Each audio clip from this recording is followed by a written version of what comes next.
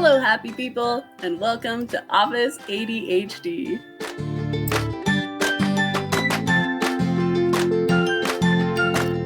All right, let's get started today. We're going to talk about a lot of stuff. First thing, though, I actually have to go back on something that I said in my last ADHD episode. So I remember talking to you about how the name is the name, right? And I still feel like names are what they are, but I was watching this video from the Holderness family, and if you haven't watched any of their videos, they are hilarious and I love them. One of the cool things is that they're very open about the fact that the dad on those videos has ADHD, and he makes videos about ADHD, which are hilarious. I'm sure I'm going to be sharing more of them with you. But one of his recent videos is about ADHD needing a new name, especially for children, because two of the words are deficit and disorder, which are, rather negative. So they talked about ADHD needing new branding, and I thought that was really fun, and I thought that would be really funny if we all put in some cool ideas for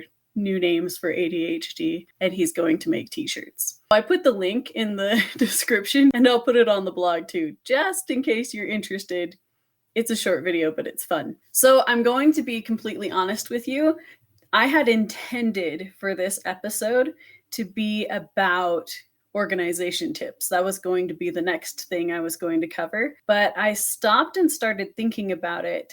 And honestly, a lot of my problems with becoming organized and becoming, on track with schedules and things has not just been because people with ADHD naturally have problems with that. It's been my inner voice, and it's been my relationship with that state of being.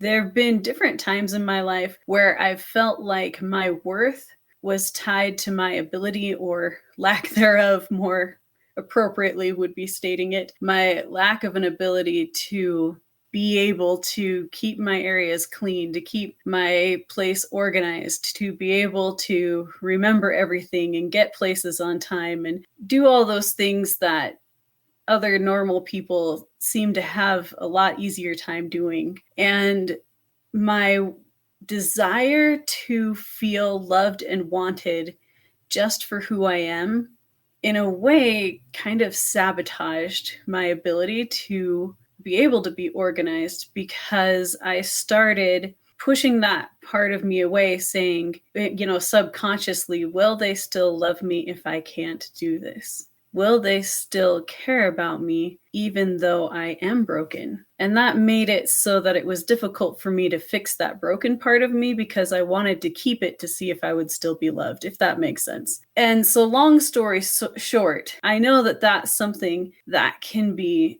an impairment to a lot of us. And I thought that before we really dive into a lot of tips and tricks and things, it would be really good for us to stop and address the elephant in the room, which is the fact that people with ADD and ADHD, we're great at seeing everything going on at once. We are terrible at seeing ourselves. There's another video that I'm going to link into the description, and it was just kind of a stop and think moment for me when I first found this video. What it is it's an interviewer asking two children the exact same questions. One child has ADD and the other child doesn't. The questions they ask are things like, do you think you're pretty? Do you think you're smart? And the child without ADD has a normal view of it. They're about 6-year-old children, and normal view of, yeah, I'm the smartest, I'm the handsomest. And the child with ADD is like, I'm just normal. I'm just normal. Like, I don't know. I'm kind of in between, I guess. Part of that is we are just really terrible at seeing ourselves. We are very terrible at being able to kind of see the whole person without taking every single parameter when we actually come down to judge ourselves. We've seen so many people and we see so many things without thinking about it, that when we come to judge ourselves, we judge ourselves against way too many factors. I actually noticed at one point in time that I felt like I looked a lot more attractive for some reason when I was sick and when I had a cold. And part of that was because when I looked in the mirror, I stopped looking at all of the little things on my face, or like, oh, how does this little part of my eyebrow or whatever look? And I would see myself as a whole without seeing all those little things because I wanted to see how I was looking. I wanted to see, do I look pale? Are my eyes okay? And when I would step back away from the little things and see myself as a whole, then I could see myself as beautiful. We do the same thing with ourselves all of the time. We are very good at being lie detectors and being able to tell when something's off with somebody because we notice a million things at once. When you're looking at a person and you're having a conversation with a person and you have ADHD, you don't just notice what they're saying. You're noticing little things about the tone of their voice, a slight twitch of their lips. You're noticing their eyelid twitches. You're noticing all of these little ear wiggles. There's nothing that you could necessarily put your finger on, but you're noticing everything at once. You do the same thing to yourself, but oftentimes we judge ourselves negatively. Also, especially those of us with adult ADHD and those of us that weren't diagnosed until we were adults, we've lived comparing ourselves to a normal person. We've lived in a life where we weren't, like I said before, our car being broken meant a way different thing than somebody else's car being broken. And we didn't understand that. It's time now for us to stop and heal that inner voice. We need to stop and say, yes, I am amazing. Yes, I can do great things. Okay, I'm going to tell you about a self-help book. But first, I am going to digress here onto this tangent and tell you my feelings about self-help books. I'm sorry. Feel free to just skip ahead 2 minutes if you don't want to hear this rant. But I am generally not a self-help book person because it drives me insane when they either, one, repeat themselves over and over again, or two, when they continually try and sell you on buying the book that you have already purchased. I'm like, dude, I already bought the book. You don't have to tell me again why I need to buy this book. If any of you are looking for a business idea, honestly, I think somebody could make a bundle if they were a Cliff Notes person just for self-help books and they said, here, I'm going to get to the point. And here is the point of all of these books, instead of being like at the end of chapter 1 and they're like, and just wait, because we're going to give you the secret soon. And it's not until the end of chapter 5 that they finally give you the secret. Okay, soapbox, stepping off. All right, so I actually like this self-help book because I can listen to it as an audiobook. It still works out as a story. So any self-help book that I recommend, I'm going to tell you whether you can listen to it as an audiobook and it's a good one, or if it's one of those weird repeaty ones. This one I like. It's called You Can Heal Your Life. It's by Louise Hay. I will warn you, it gets into kind of some like metaphysical healing type things. But overall, I really enjoyed it. And I really enjoy her take on your ability to change the way your thoughts work, the way your thought patterns. And one of the main ways she does this is she talks about using positive affirmations, which is something that we have all heard about, but not all of us actually use them all of the time. I am going to tell you guys something that I thought is amazing. I actually have just recently been, since I read this book, I was like, okay, I'm going to try this. I looked up and there are actually a lot of free audio tracks of positive affirmations out there. What you're supposed to do most of the time is listen to the track and repeat the phrases after they say them to yourself. If you want extra brownie points, you want to do it the best way possible, stand in front of a mirror and the audio track will say the phrase, then you say the phrase out loud, looking at yourself in the eye, so that you're saying this to yourself And that's really very powerful. I have been going the easy way. I turn it on as I'm going to sleep and I just listen to it as I go to sleep. But I'm going to tell you, wow, doing that even just for a week will change your whole outlook on your life. It'll change the way you feel about everything, just change your whole attitude, even when you wake up in the morning. Since this has been such an amazing, powerful thing for me, I wanted to give that gift to you guys. I've actually created a positive affirmations track. That's why you may have noticed 2 episodes came out at once today. Episode 7 is literally just straight a positive affirmation track. I made it separate so that you can listen to it separate. And I made it so that what it does is it'll say the positive affirmation once, and then there's an echo of the positive affirmation so that you can hear the positive affirmation and have time to repeat it to yourself. If nothing else, you get to hear it twice. And even if you're just like me and you go the lazy way and you turn it on before you go to sleep, it has nice relaxing music with it. So feel free to nap along. Like I said, that's going to be amazing and it will do great things for you. Highly recommend it. Like I said, give it a try. Just give it 7 days. 7 days, no more, and then see how you feel. You'll notice a difference.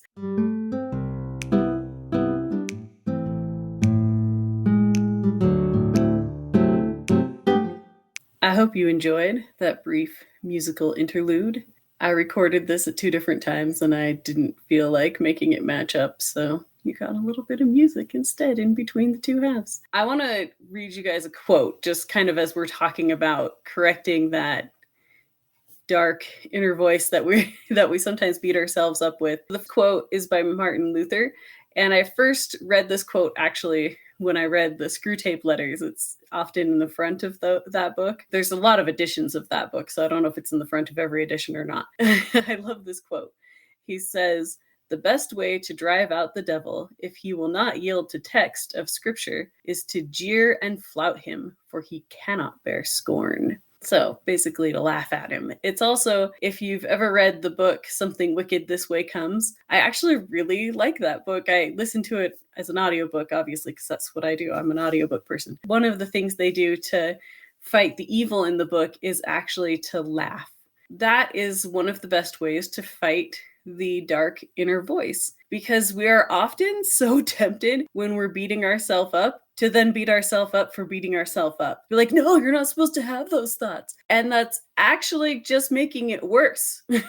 I know. Strange, right? But it is. So one of the best ways is to just have kind of a attitude to laugh at yourself and to say, oh, it's that thought again. No, that's not right. And you don't necessarily resist the thought, because if you just try and say, oh, I can't think that, it's like telling yourself, don't think of elephants, don't think of elephants, don't think of elephants. And the only thing you've been picturing right now is an elephant. So one of the things that you do is you say to yourself, oh, okay, hold on, stop that thought, kind of stop that train of thought. And then you give yourself a new train of thought.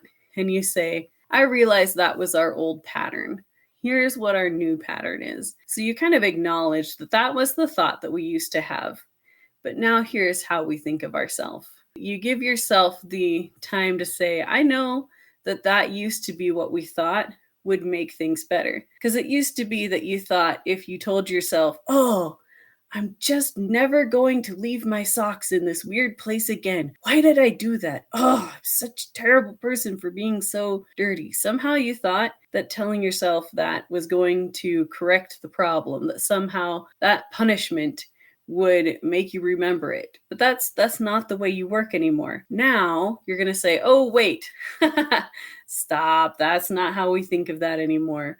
Okay, now I'm going to say, that is so silly that my sock ended up here. That's crazy. Okay, now maybe I need to think of a good place to always put my socks. Or maybe I need to just do something with my socks right away because I know I'm going to take them off because I like being barefoot. So I'll just think of a plan to start off with. Maybe I can attach that habit to some other habit that I already have, so that instead you think of it as more of a positive light and in a positive way. This can also help with going back in your life, because one of the things, especially when you're reevaluating your whole life and trying to think back at how, just re-looking at your life through the lens of realizing that you have always had ADD. That's one of the things you have to realize when you're looking back through your life. You were born with ADD. This isn't something that happens to you. It's not something that has become. You've always seen the world through this lens. You've just never understood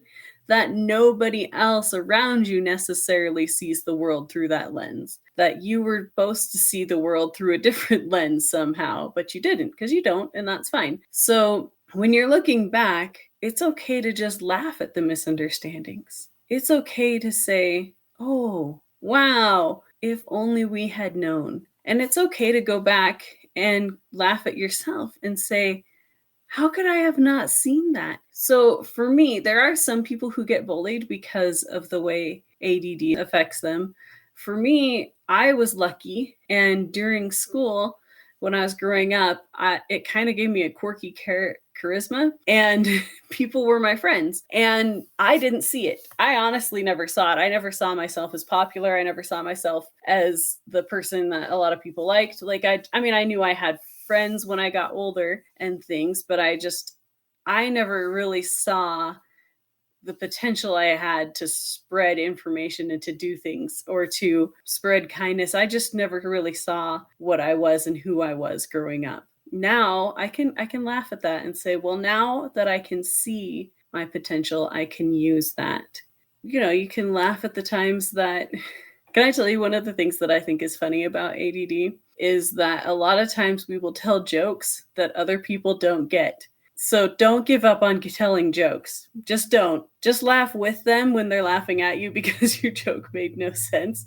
Because here's what's happening. They just didn't have those 5 other steps to make the joke funny. So you're in a conversation with somebody, they'll say something, all of a sudden your mind grabs onto that and you go like 5 steps away so that then the joke that you made is funny, but only if you knew these 5 other steps. So then you have to explain the joke, and it's anyway, just laugh with them when things like that happen. And I think that is the biggest thing that I can share with you for correcting your inner voice is learning to laugh with the people around you, learning to be able to just laugh at yourself when you do things and to say, isn't it great that I have this beautiful mind that thinks differently and that has this quirky, funny way of seeing the world? I'm just going to laugh with it and I'm just going to enjoy it. And we're going to learn to live in a world of normal people together. The more that you're able to be grateful for your brain and be able to see the goodness in the world and see the goodness in others, the more you're going to be able to correct that inner voice and the more other things will fall into place. The more you'll be able to take advice on how to put things into place. Speaking of gratitude, there is one more habit I am going to give you that will really improve the way you think about the world and just the thoughts in your brain. If you go and grab yourself a little memo pad, they used to be 50 cents. Probably with inflation, they're 75 cents now. I think you can still probably afford one. If not, grab some cardboard from a box that gets mailed to you. It doesn't matter what you're writing on or what you're writing with. And just every night, write down 5 things that you're grateful for from that day and make them specific. For example, I don't just write, I'm grateful for my son. I write, I'm grateful that I could play this game with my son today, or I'm grateful that my son is very creative and thought of funny things to say. So kind of be a little more specific with some of the things you're grateful for. And like I said, just write 5 before you go to sleep every night. It's one of the things that they've really found in every happiness, how to be happier, is that gratitude really is huge. And it doesn't have to be a big gratitude tree. I know our brains want to do this. Our brains want to take a little idea and make it giant, which is one of the amazing things about our brains. Sometimes we have to help ourselves pare it down. So just grab a Post-it note stack, or like I said, just get a little memo pad, Set it by your bed with a pen. Write down 5 things every night that you're grateful for and be done. Actually, if you're having problems sleeping, if you have 2 of those, it's nice because then you can write down those thoughts of things that you remembered or suddenly the great idea that you had just before you went to sleep. You can write it down and get it out of your head. But we'll talk more about those ideas on a different episode. I just thought if you were going out and buying memo pads, you may as well get 2 as long as you were out there. I think that is probably quite enough to be getting on with for this episode. Just a quick recap. Remember to listen to the positive affirmations. Try it for at least a week. You're going to write down 5 things you're grateful for at night before you go to bed and laugh at that inner voice. Accept you had that thought and say, well, thank you for trying to make this better. Let me show you now, brain, how we are really going to work at trying to make things better. And have an amazing day. As always, thanks so much for listening. And if you want to know more about anything we talked about today, or if you want to be part of the discussion, join us at officeadhd.com. Thanks so much for listening. See you next time.